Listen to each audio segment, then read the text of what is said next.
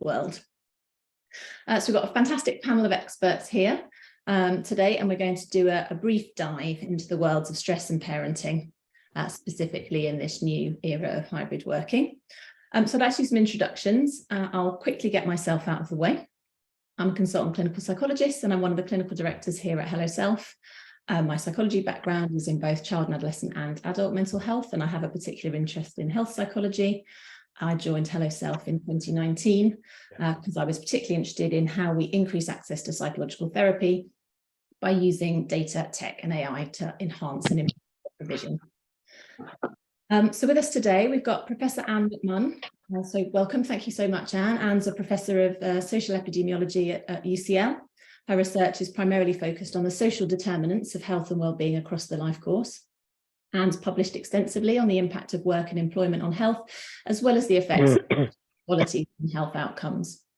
In addition to her research and teaching activities, Anne's also involved in various professional organisations, including the International Commission on Occupational Health, enabling her to have an impact at a policy level. Also got today Kirsten Doherty. Kirsten's Director of Diversity and Inclusion at Monzo Bank. Kirsten leads on D&I stress strategies to support and increase equality and diversity balance at all levels of the organisation. Celebrating, and we've got a bit of background noise. If people might be able to mute for now, that would be great.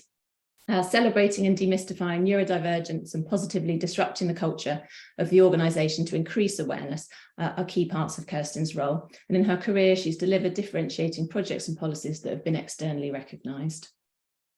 We've also got with us today Idia Elsmore-Dodsworth. Welcome, Idia. Thank you for being here. Idia is the co-founder of the app Tinto. Having experienced the challenges of motherhood firsthand, Idia was inspired to create a solution that offered personalised support tailored to each woman's unique circumstances. Tinto is a comprehensive wellbeing app designed to support women throughout their journey in motherhood, allowing access to a range of subclinical support services and tools. Welcome, Idia.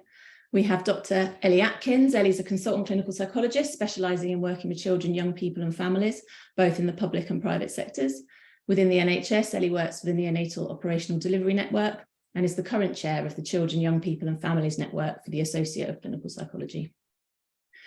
And finally, but far from least, Tom Craig. Tom's the co-founder and managing director at Impression, the multi-award-winning digital marketing agency. Their organisation have been working with HelloSelf for some time, with us providing support to their employees at Impression. And like the other members of the panel, Tom is a working parent. Unlike the other members on the panel today, he holds the father position, so a really important voice to have here as well. So I think we've got a good amount of people in, so I think we will just launch into it. So just to reiterate, we are recording this session. It will be shared with you afterwards. If you've got any questions, if you can pop them into the chat, that would be great. So we'll have a little bit of time for Q&A at the end. And I do say little, I know it's going to sort of fly by this time, but anything important, do put them in there and they'll come up. Idia, I don't know if well, I think I'll get to see them. Otherwise, I might have to ask you to raise them to me if I'm now not host, or make me host again.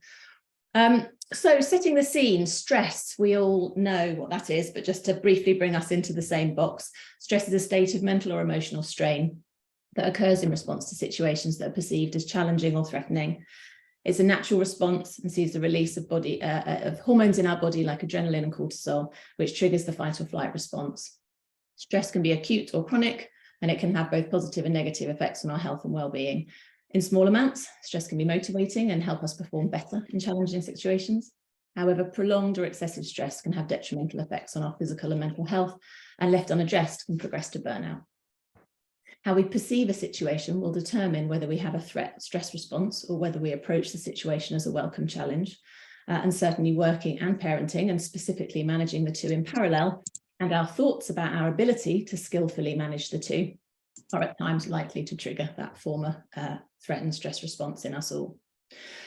So if you Google the impact of hybrid working on parents and stress, there's been research demonstrating both the positive and negative sides. For example, a study by the American Psychological Association found that 72% of working parents were stressed based on disruptions and uncertainty about their school and childcare schedules during the pandemic. I, for one, and maybe several others today, have their children at home today because of strikes. So there's all sorts of reasons why we may have to juggle those things if we work from home. However, on the other hand, a study by Kinder Care learning companies, 69%, so a very similar percentage of working parents, felt that they've been able to be more involved in their children's lives because of more flexible working. So given these percentages are very similar, is it in fact the case that actually individuals are experiencing the positive and the little dog joining in, and the positive and negative experiences? So I'd like to start by opening this question to the whole panel. As working parents, which we all are on this panel, how have you found the transition to hybrid working and the kind of embedding into hybrid working, the positives, the negatives, and the points of tension? Over to you. I'm happy to go first. Yes, lovely, thanks. It's a juggle, parenting in general. There's this huge cognitive load to try and bring your best self at work, try and be in 2023, there's so much information that's available about how to be a gentle parent, not be a gentle parent. And there's just the cognitive overwhelm, the information also contributes to that, because you want to do the best at home. And you think you know what that looks like. You've got an expectation of what that means. And of course, you've got your old self of what being the best employee or employer, depends on your role. And so that maintenance, that juggle there's this huge resistance, I find. However, I've got a growth mindset. Like every day I'm working at it, and what's been brilliant is that I can do reading with my children in the morning. You're not racing to for commuting somewhere. You've got that flexibility. And again, for your self-care, we all know the bread and butter things: meditating, doing exercise, getting morning sunlight. Doing all of those things, you are able to manage that, having that flexible relationship, that hybrid relationship. So for me, it really depends on the day. It depends on the day, but I feel that but it's a welcome change, having had that punctuation mark with COVID and then moving forward. So that's my contribution to that opening statement. Thank you so much, Adia. Similar, different thoughts across the rest of the panel? Kirsten? Yeah, I really enjoyed what you said there, Adia, that kind of punctuation mark. What I really enjoyed about what happened with being at home with COVID is that for years, certainly in the people space, we've been trying to demonstrate to employers that flexible working can work. And it's just been like being, hitting your head against a brick wall about it. And then there's this incredible, although very challenging, experiment that pans, the world, that it is possible to work in a more hybrid fashion. I think, in agreement with what Adia said as well, what I've struggled with the most is the boundaries, the headspace about when am I at home, am I employee or am I parent?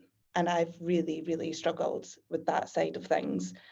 I think what I'd forgotten is, even though there was lots of time taken up with commuting and things like that, it did afford me some headspace to kind of digest what had happened during the day and get my home head on.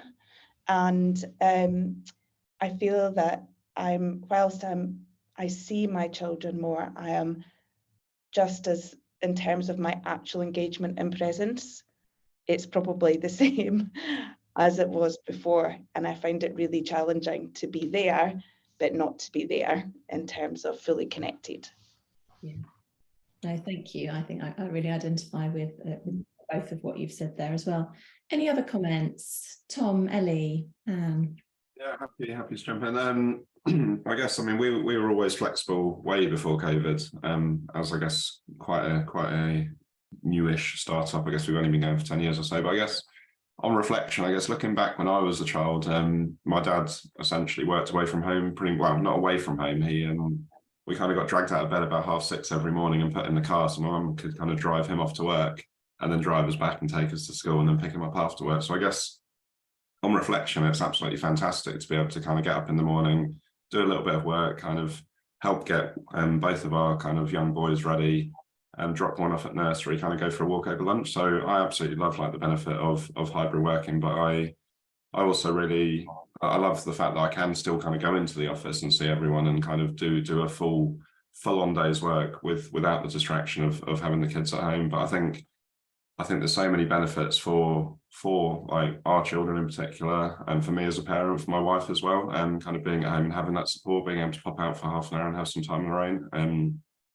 So yeah, from my perspective, I mean, I can only really see benefits, really, to be quite blunt and honest. Yeah. Brilliant. Thank you. I think for me, I mean, this echoes what Kirsten was saying. I think, given that we're talking about stress, I feel like there are different stressors in the way that we work now than the way we worked before. I'm not sure that whether it's better or worse. I think it's such a complex issue to unpack. I think some of the stresses on me of working, I work in a team that mostly works remotely, is that it's taken a really long time for us to function as a team, which I know would have been quite different if we'd all worked in the hospital together. So I think that's differently stressful than the issues of kind of battling through the traffic to get to the London hospital where I worked before. So, and I think it's the same with parenting, which Kirsten was kind of talking about. It's lovely. I love that I'm around more for my for my children as a parent, but it's more stressful because it's very visible when I feel like I'm not doing a good enough job. And it was making me think about that thing they often say, particularly about working women, although I think it's equally true for a lot of fathers these days, about that trying to have it all. And I think that there's maybe even more or different pressure on us now to be more available to our children because we're at home, when in fact we're equally as much available if we're still having to work in the same way. So I think we need to be mindful of the different pressures we're under now that might counterbalance some of the benefits of working in this way. Yeah, thank you. I agree.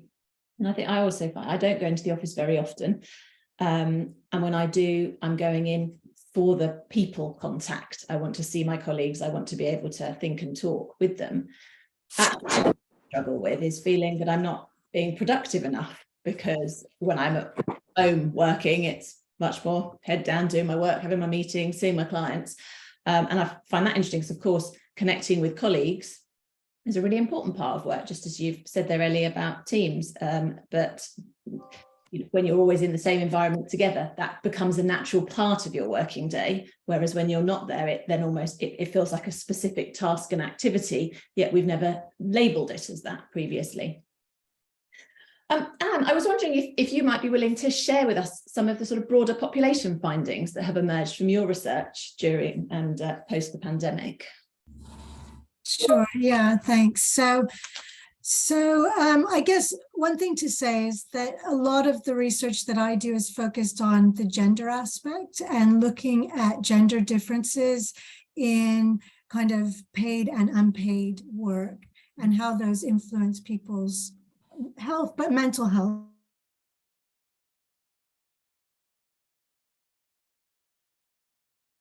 And you're on mute now. Just been muted. Did you hear any of that? We heard up to mental health and then it's stopped. Right. Okay. So yeah, so looking at kind of gender differences in work and unpaid work, by that I mean childcare and housework, and how those impact on people's mental health. Going into the pandemic, in the UK and elsewhere, we still really do have pretty strong gender differences in terms of childcare and parenting. That's not to say there aren't lots of dads who are really kind of stepping up and sharing equally, but on a population kind of average level, we still have quite strong differences.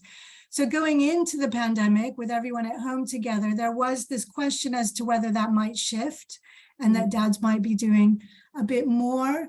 And we're quite lucky in the UK because we do have these kind of ongoing big population surveys, and we were able to really collect information about all of that during the pandemic. And what we found was that men did increase their childcare and parenting hours and activities, but so did moms. So actually the kind of gender difference ended up being the same. It's just that everyone was doing more. So in relation to stress, we did find that those increased hours of parenting were linked with a little bit of an increase at the population level in terms of distress, psychological distress levels, but it was pretty short-lived and kind of tapered off as things kind of changed over time during the pandemic. But where we saw stronger associations was for mothers in particular who reported that they were having to kind of juggle their work hours around childcare and homeschooling. There we saw larger spikes in distress, and particularly those mothers who were working and not living with a partner, so didn't have someone to kind of help with that load. The spikes in distress for that group were really, really dramatic, kind of at both school lockdown periods. So it's important to recognize that particularly for working parents who don't have someone to help share the load, I think the stress can be pretty dramatic indeed. Going forward, thinking about the hybrid workspace, I think, you know, the pandemic was quite a particular set of circumstances and things have changed quite a lot. Working remotely is quite a different thing now than it was during the pandemic. You Lucy, cited some of the evidence that's coming through on it. I think it's fair to say that at a population level, we don't really know yet what I think the longer term impacts are going to be.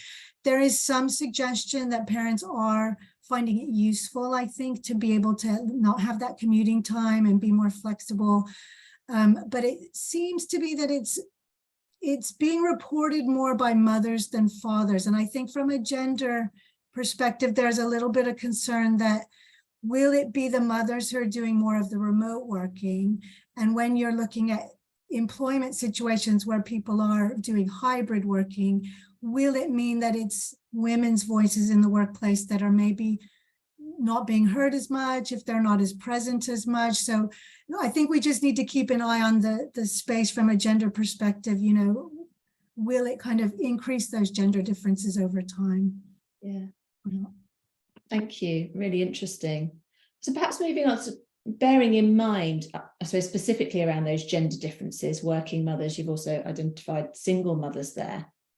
What can we do to encourage more equal parenting? Or I suppose the other way of putting it is what's holding this back? Kirsten, Tom, I feel you might both be quite well placed to talk to that. Yeah, I mean, I can jump in. I mean, I guess I'm in a slightly different position to most of the panel, in that our children are still quite young. So we've got a 2-year-old and a 12-week-old. So I'm really quite young, the second one. So a lot of the last 2 years, my experience is that my wife has essentially been on maternity leave, but she did go back to work for kind of a year or so in between. From my perspective, I mean, I think a lot of it is kind of like employers have quite a large part to play. It's how employers support and how flexible employers can be. Fortunately, my wife's employer are very flexible. They're flexible around kind of remote working, hybrid working, kind of start and finish times. And I guess we've had kind of parents within our business, my business for over the last 5-10 years, etc. And we've always tried to be flexible. But I guess I understood it a lot more firsthand. It's like things happen in the morning, things happen that are completely unexpected. All of a sudden, nursery phones up and your little boy's sent home, and that's it for the next 3 days, and you kind of got to manage that. Essentially, when you're both working, so I do think employers have a large part to play. And yeah, I mean, I think it's probably very easy to say, but I think it's just having those open and honest conversations with your partner, saying like, how can I support? What can I do? What are the challenges? And also, I guess not being afraid to ask for help, whether that's kind of family or even friends, kind of asking, you know, can you pop over this evening for a couple of hours and that kind of stuff. But yeah, I mean, my experience is reasonably limited because we're only a couple of years in, so keen to hear from others on that as well, for sure. I think as well, you mentioned there about, you know, being flexible when parents come forward and say, sorry, I need to be flexible today because I've got a child with me. I wonder, and I don't know the answer to this, but what the balance is between mothers requesting the flexibility versus fathers requesting the flexibility. Yeah, that's really interesting. I mean, we both got different roles. I'm a managing director, I guess, of my own business, and my wife is an employee essentially. But I think as a business we are very, very flexible. I mean, we've got our kind of flex accreditation. We got our shortlist or our listing yesterday as a great place to work, etc. But I mean, we do go. I think we go above and beyond to really demonstrate that flexibility. So I have no issue, and I have no issue whatsoever with anyone in my team saying I need to take a day or two off. And from my perspective as a father, it's not like I honestly don't think it should be our little boy's ill. My wife should take the time off. That's not the go-to in my opinion. I don't think it should be. I think it should be flexible. It should be I'll take today, you take tomorrow, if that's the kind of way it should be. But I guess it might be easy to say that. I think we're both lucky, I guess, in the roles that we have, that we can work remotely. That's not the same for everyone. A lot of people might have to work on site. They might have to travel into a hospital. They might be a school teacher. So it's not that easy. And I think circumstances are very different for everyone, for sure. And the way that men and women, and I use this both generally and individually, think about childcare or upcoming need for change and juggling, I think that can be quite different. My husband, we both work full time. We're both pretty sharing on the childcare, but when it's ahead of an event, so for example, the teachers' strike today, I was very aware that I was 100% thinking, how do I do my job today whilst also looking after both the children? I'd sort of forgotten to factor in, he also works from home and is here. So I think, that there is also something about us being, as individuals responsible for how we think about these things, because we do fuel the imbalance. Kirsten, can I ask you a little bit from your perspective about, trying to improve balance and equality in parenting, what, your own thoughts about it, the approach at Monzo? Yeah, just building on what Tom says, I think what's fortunate about working in a startup, there's two ways of looking at it. One is that you're in a position to build a new culture that's not entrenched in anything traditional. So that can help. The other thing that's interesting about a startup is that certainly in the early days, it can be quite young in terms of there's not huge populations of people who are thinking about building their families. But then what happens when a startup hits, 7, 8, 9 years is that people are really starting to think about that, and people are thinking about forming their families, and it becomes much more of an important thing than maybe it did several years ago. So I think it's absolutely up to the employer, like Tom says. It's about the policies that you're creating to make sure that people have got time out for the moments that matter. So making sure that there's paid leave, and we're maybe moving away from thinking about maternity and paternity and things like that. So at Monzo, it's deliberately called primary caregiver leave and secondary caregiver leave. So there's we remove the gender from it for all sorts of reasons, including encouraging equal parenting.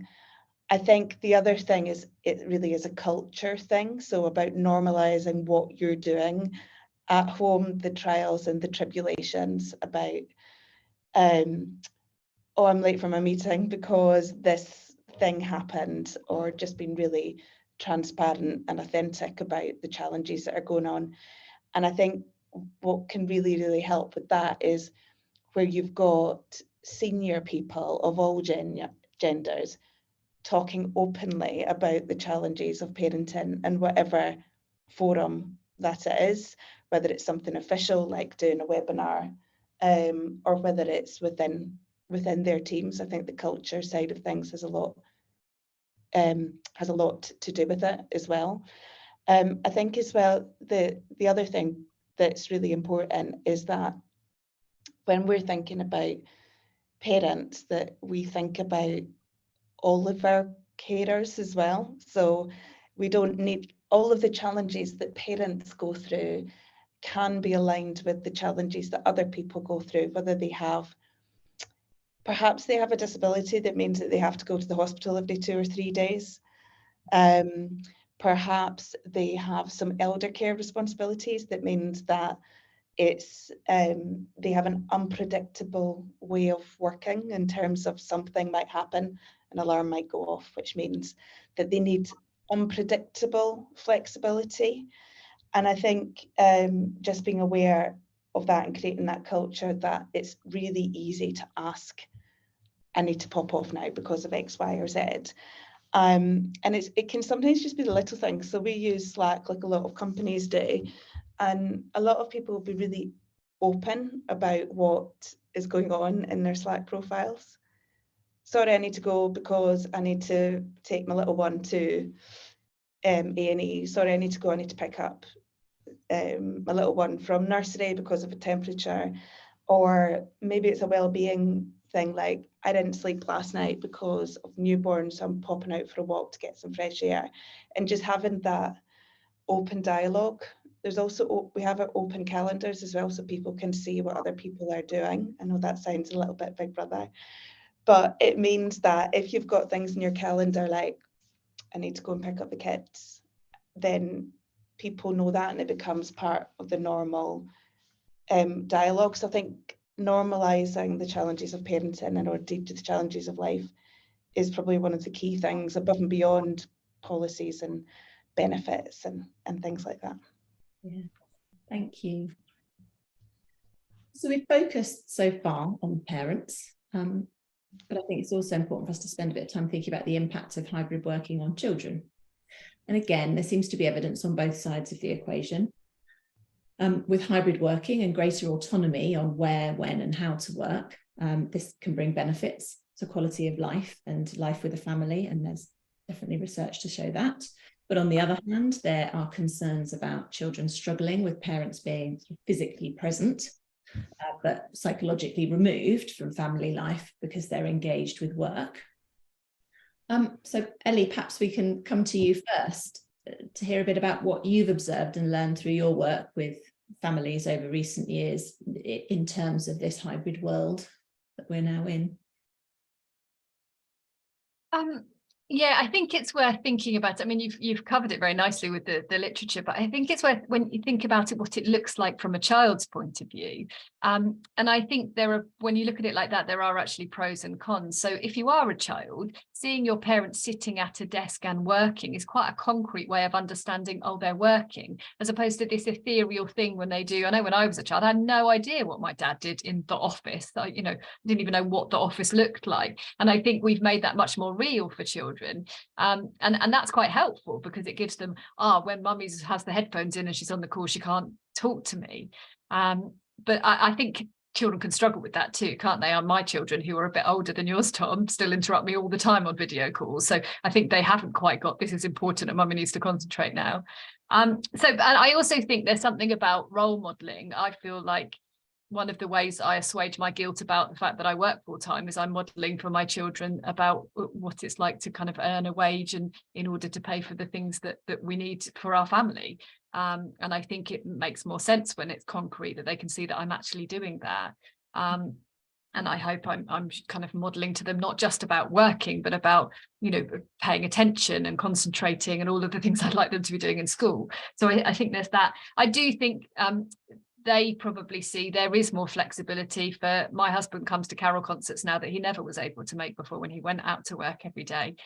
So I think that they're children. I don't think children always clock that you're not psychologically present, like you were mentioning in the literature, which I do think is a real factor, because what they see is, but you turned up to my thing when you didn't before. I recently went to a carol concert and literally as the last song was sung, about 40 parents ran out, put headphones in, plugged in their phones and went back onto calls that they've kind of been on, and then walked back home on this call.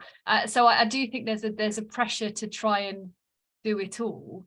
And I think children probably see that and think they've got us when they don't have us, and I think that's where it's hard for them. And I think what Kirsten mentioned earlier about the leeching of life, my desk is in our dining room, and occasionally now if it gets nudged and my computer wakes up again, then I think, oh, I've just got to send that email, and I never would have done that before. If I'd had to actually turn my computer on, or more if I was come home from the office and I turned off my computer, I might not have thought about it until the next time I went in. So I think that leeching is we talk about water cooler moments, and we're missing those by working from home, but we're also missing those incidental conversations that we have if we didn't just turn back to our computer and do things. And I think that it's not that we still get to pick our children up from school, there's a concrete thing, but the incidental ones perhaps children are missing out on a little bit.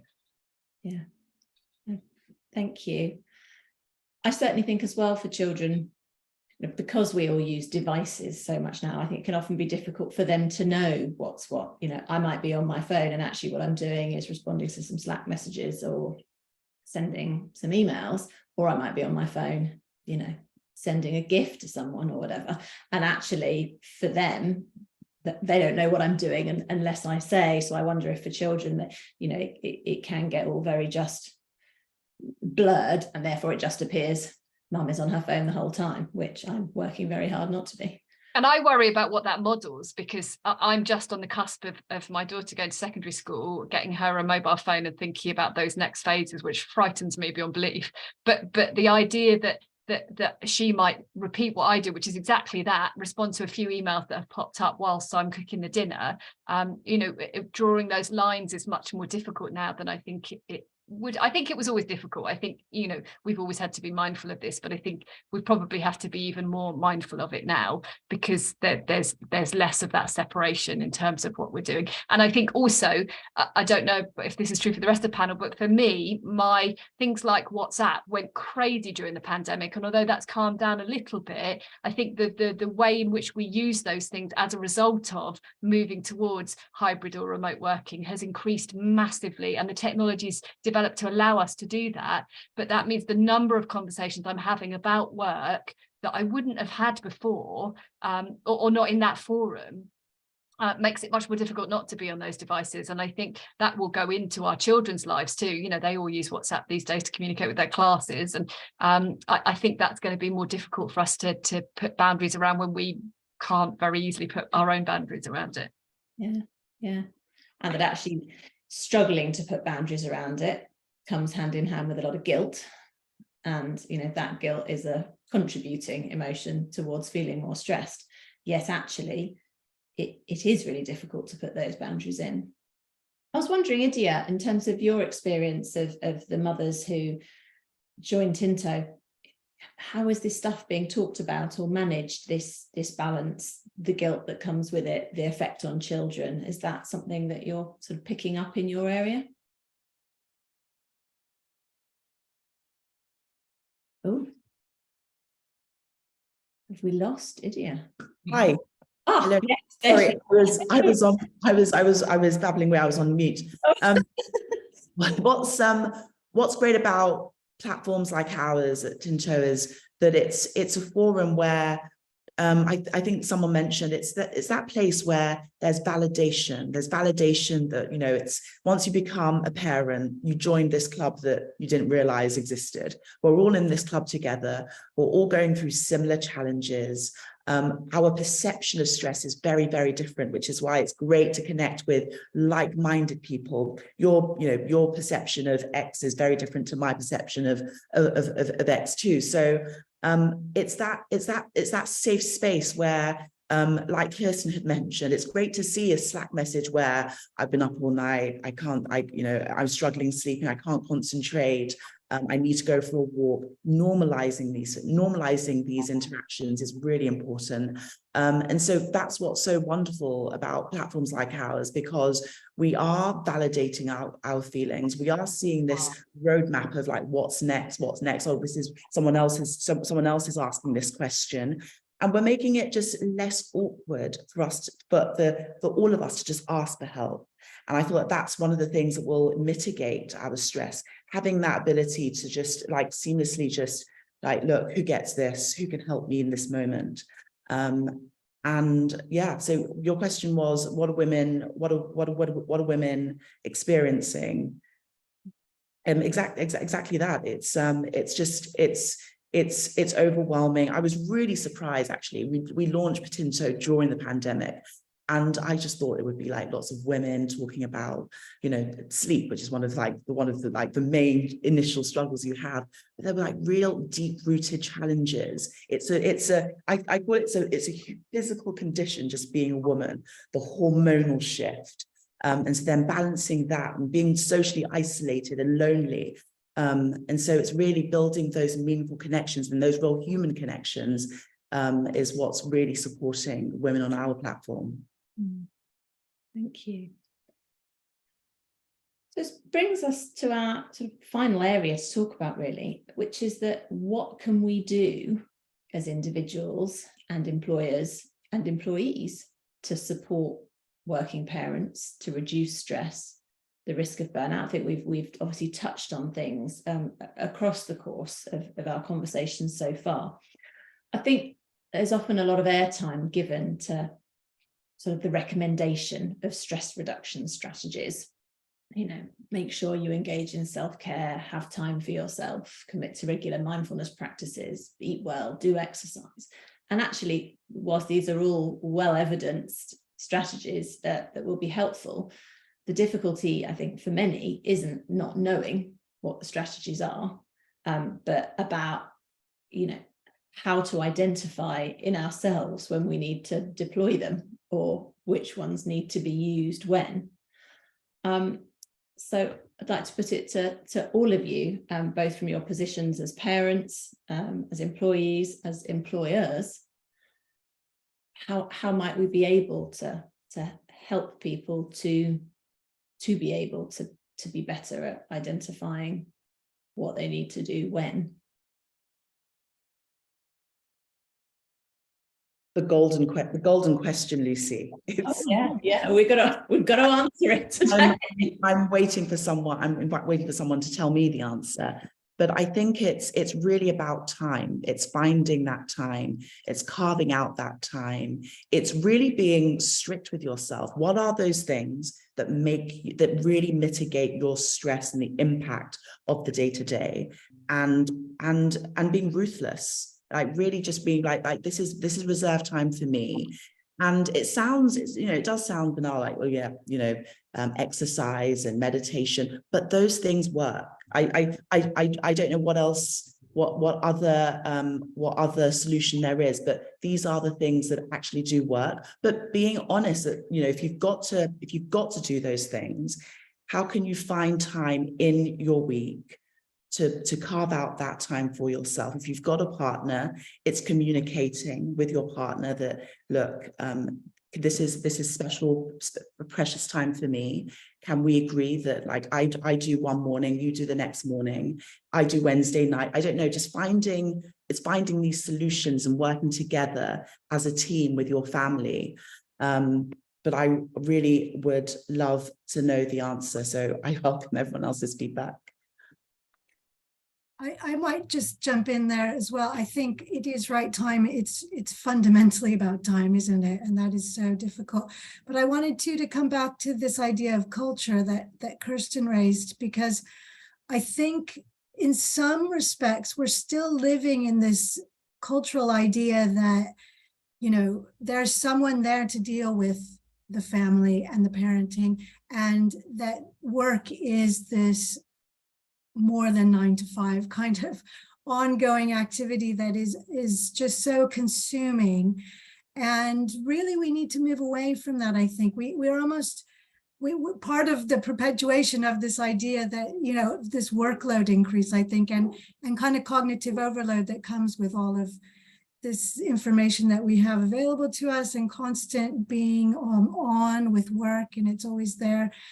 And maybe it's allowing ourselves to just say, actually, this maybe it isn't working for us just as a society. We're just putting too much on ourselves, and we should allow ourselves. And it's easy to say should, but if we do start talking about it in this cultural way, and as employers particularly modeling it, that it's okay to pull back.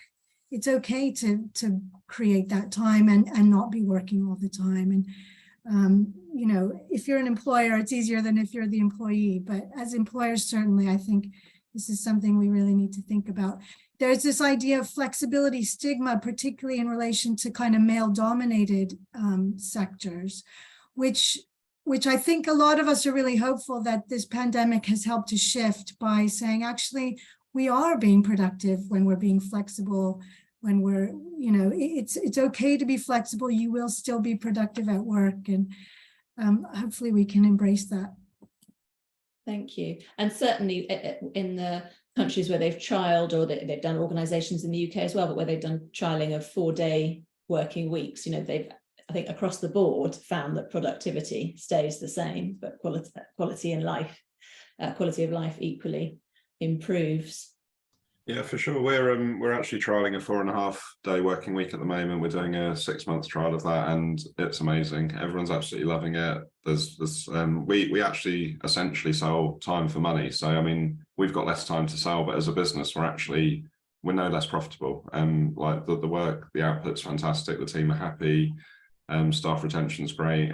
Attraction, recruitment's fantastic. So I mean, I can sing the praises high enough. We're hoping to kind of move down to a 4-day, but yeah, I guess reverting back to the initial question, I think time is the answer, and time is the biggest challenge. But yeah, I think it's really managing that time and making sure that you do prioritize what's important. I try to exercise most days, just have an indoor cycle, half an hour, 45 minutes, even 20 minutes, but it's just not kind of putting it off. And I'll happily, it's challenging taking out a 2-year-old and a 12-week-old, but I'll happily take them for a walk for an hour or half an hour to give my wife kind of like the headspace and the time that she needs. But I guess, as we said, it's like, I think as we touched on earlier, it's kind of, employers can have all the policies, but I think as has been discussed, it needs to be demonstrated from the top. It needs to be senior leaders kind of enacting that, but also the conversation needs to be normalized, and there needs to be open conversations. We have lots of kind of focus groups. It's not just parents, it's everyone. It's like, how can the business kind of support you more, and kind of what can we do? And I think that's really important as well, for sure. No, I agree.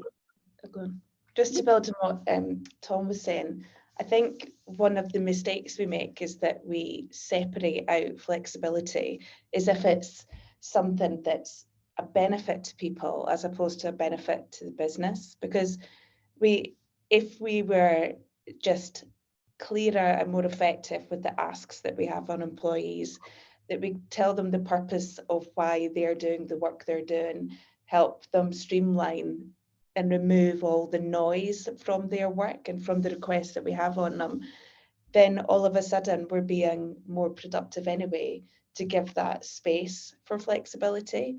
I think it's the same, I think it should be talked about in the same way. Being more productive means removing anything that is not important to the piece of work that you're doing, and it means that the employee's working at a much better rate, and just by default you end up with more time to do all the things that you need to do. I think many of us have been in a position where managers have given us some work to do, and you're burning the candle at every end trying to get your life done and get that done. Take it to the manager, and the manager will be like, oh, I don't think I need that anymore. So there's just huge amounts of inefficiencies as well. I think what's I've noticed that's really interesting is that trying to make like your organization more neurodivergent friendly inadvertently makes it more efficient. So being more predictable about what you're asking of people, being clearer about what you're asking for, making asks simpler, it all just speeds everything up, so that again we've got the magic of time back. So I think, yeah, time is definitely the answer, but there's lots of different ways that we can make that happen. Yeah, no, I'd really agree. I think time's up there, and also Tom, when you said there about this starting at the top, that actually, and just picking up on a couple of the comments shared from people we have who've joined us in the audience here today, the idea of now actually scheduling in time when you're going to go for a walk, when you're going to do yoga, whatever it is, and that's part of your working day, and that's there in your calendar for people to see, or time when you're going to be parenting, so you're clear in your mind, everyone else you're working with is clear. And actually, you know, so I do, when I am seeing a personal trainer, that's in my calendar now, and on the days when I walk the dog, that's in my calendar. And I found it really uncomfortable and difficult putting those things in my calendar, because I feel guilty that when people are looking at my calendar booking in things, they'll see she's doing something in that half an hour or hour that's not work related. They don't know that I actually always start work an hour early and finish an hour late, because of course I make up those hours, but it's that feeling uncomfy that that's not what we do. And actually, I think if you've got people at the top of the organizations putting on their Slack messages to say, I'm going for a walk to clear my head, putting it in their calendar that it's their half-an-hour yoga break, or they're picking someone up for school, actually that it gives everyone permission to take those bits of time. But I think there's also something, particularly when we're thinking about this in the workspace, around trust, that actually that anxiety that I feel is because I'm fearing that people won't trust that I'm working hard. And I think, you know, being in my mid-40s now, I probably got to more of a point of going, well, if they don't trust me, that's sad. You know I work hard and hopefully that's good enough. But actually, I think that is something that permeates through. So I don't know as well whether hand in hand with this needs to be clearer messages, again, from the top down, that we trust that you're working, and that, you know, what needs to be done will be done. And perhaps, Tom, that's also part of that 4.5-day week idea. You know, we trust that what you need to do gets done, and therefore we will reward by bringing some more balance. Yeah, for sure. I mean, for us, it's reasonably straightforward. I mean, we just set objectives, and it's on the individuals to complete their objectives, and that's kind of how progression happens and works. So, I mean, if someone works really hard and completes their objectives, they get rewarded. If someone decides to not work at all, that's fine. They won't complete their objectives, and we kind of go down that conversation. But yeah, it's really reasonably straightforward, to be honest. Like, as a business, we're quite transparent. Everyone knows what everyone's working on, and yeah, there's good frameworks in place for that, for sure. But I totally agree that trust is key, and it needs to kind of be kind of led from the top and senior leaders within the business, for sure. I think the only thing we just have to be careful with in all of this conversation is that we don't place all the responsibility on the employee. I think Kirsten was kind of alluding to this, but you know, I totally agree that mindfulness and walks and exercise and all those things work. But if we only have that as in our kind of repertoire of strategies to enable better well-being, better work-life balance, then I think as employers and managers and in organizations, we're doing a massive disservice. We know that the key determinants of mental health are actually in the environment rather than in the individual. And I think what this is particular to the NHS because that's where I work the most, but what I saw over the pandemic was this wake up and recognition at a very high level that actually staff were quite stressed by their work, which you might wonder why that hadn't come before, but you know, anyway, but then moving to, well, okay, we're going to put on some free yoga classes, and there's a singing choir that meets on a Friday, and here's some free bananas for your staff room, all of which were lovely interventions. I wasn't having time to go to the loo, let alone go to the choir on a Friday. And I think we've got to make sure that there's a both and, you know, all of this is complex. There's no straightforward answer, but it isn't about putting the onus on the individual. Well, we've given you bananas, so why aren't you happy? There's much more involved with it than that, and a lot of it is to do with workforce intervention, some of the things that Kirsten's been talking about, and the ways in which we structure the offers that we give, the CPD we provide, the places to reflect on the impact of our work. And I think we have to attend to that rather than expecting that if employees, you know, do all these good things that we know are good for your mental health, that's enough. Absolutely. Someone's actually just put through a question, so maybe, and which fits in very much with what we're talking about in this moment. So perhaps this is quite a nice transition into that Q&A. Nice comments coming in. Someone asking about, well, how to manage the mental load that's constantly there. And actually, while you're here, right in the middle of my screen, Ellie, and perhaps you're well placed to talk a little bit to that. I think it's a really good question because I don't think there's there's not a simple answer to that. It's definitely something that over the years I think I've hustled with, and I think this is it partly goes back to the way it's set up. I had time off for maternity leave each time I had our children, so then when I went back to work, I needed cover because I was working, as opposed to the fact that my husband, who'd always worked and hadn't stopped working. And so we already set it up in a way which felt like it was my responsibility to cover the days which I was going to work, rather than the days that both of us were out there for our children needed looking after. So I think there's something about the way we even set up relationships. I'm sure Anne could talk a lot to this. But I think it's about finding strategies in the individual that help you to manage that. whether that's your kind of system of recording the tasks that need to be done. And then there's something about in the relationship, I'm thinking about a kind of series of concentric circles. What do you need to do to look after yourself, which might be the going for walks, it might be making lists or having a system. And then it's the next circle out is in your relationships, and how do you address those issues of imbalance. I can remember one conversation with my husband when he said, I always put the bins out because when I was pregnant, it made me feel sick, so I didn't do it. Could we now share that task? And I said, that's absolutely fine. Can you share all of the tasks that I do with me? Which made him go, and he's actually said, well, what tasks do you do? Because a lot of the things I were doing were more invisible to him because, you know, I guess he didn't see me doing that, to do with the children mostly. So I think it's about having open conversations. And I read this lovely study that said, in relationships, you know, in kind of partner relationships, if you bring up the small things that niggle you before they become the big things, that's a better way to kind of address that. So that's the next circle. But then you need to be thinking with your employer about what is it about the way that you're being given tasks, which is what Kirsten was talking about, that might be adding to that mental load. What is around in your community that supports it? So think of those circles and how do you address that mental load overburden at every level of that. Mm-hmm. And is there anything that's from your research or your research groups that talks to the managing of these things, as well as the identifying? Yeah, I'm not sure about mental load per se. I know I'm a big list maker, so for me that's how I do it personally, but I don't have a professional take on that. But coming back to Ellie's point about the maternity leave, that for me is absolutely the crux of the gender issue.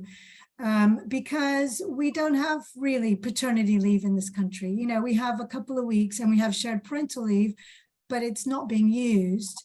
And that's because it's not really shared parental leave. It's mothers giving some of their maternity leave to fathers. It's just not set up.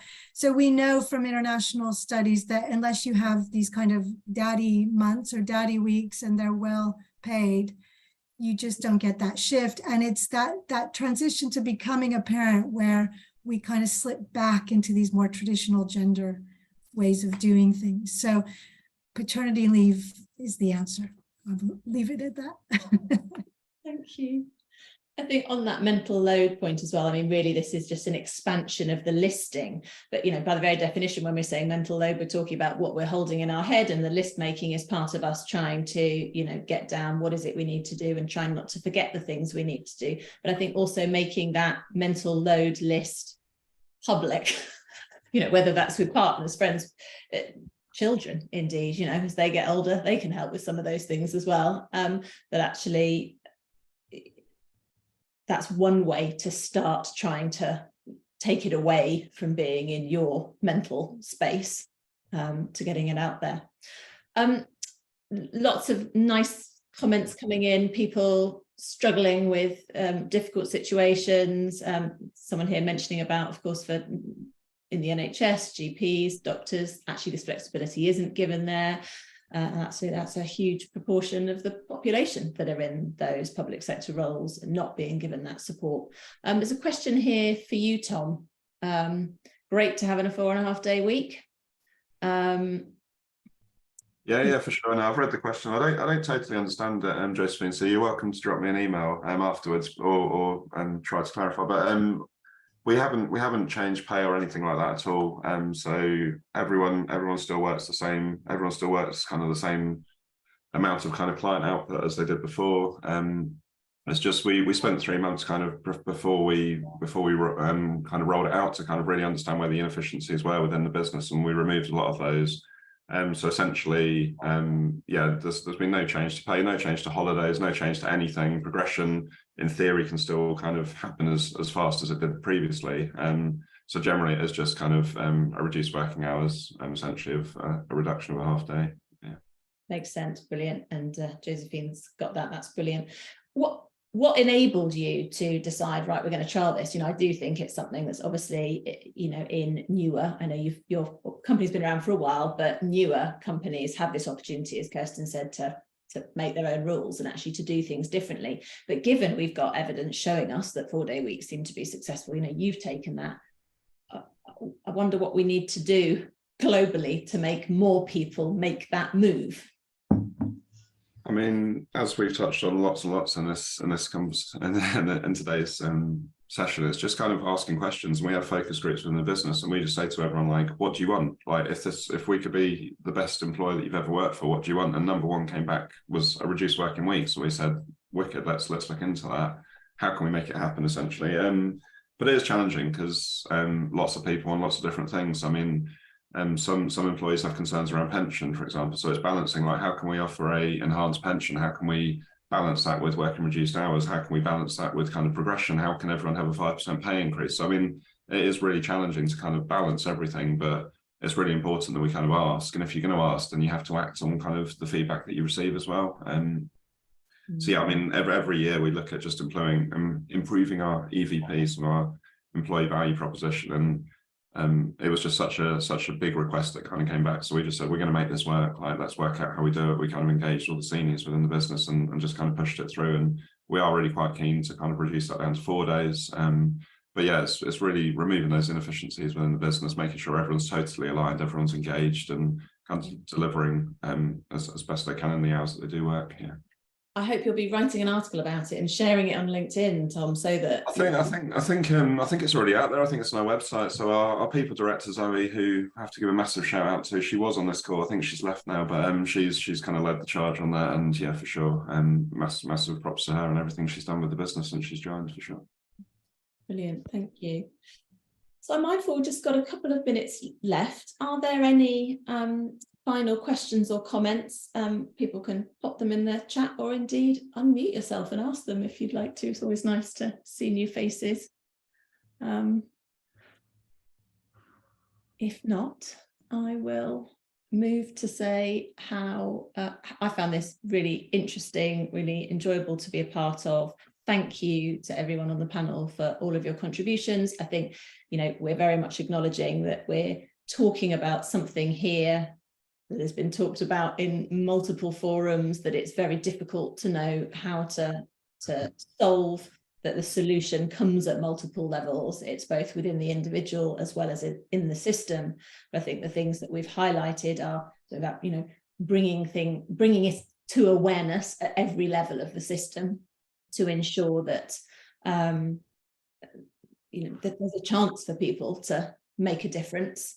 Actually modeling, we've talked about modeling as parents, there's modeling as within your leadership roles, that balance, just the little ways, whether it's through your calendar or through your Slacks, letting people know that life is running along in parallel to work all of the time, and that's there.